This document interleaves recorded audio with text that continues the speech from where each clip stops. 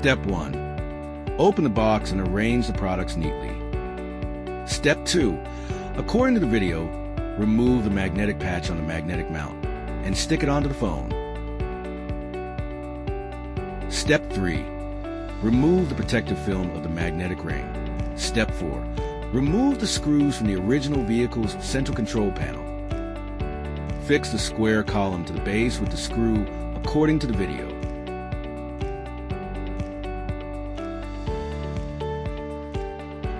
Repeat the same process on the other side. Step 5. Secure the crossbar to the newly installed square column using bolts. Step 6.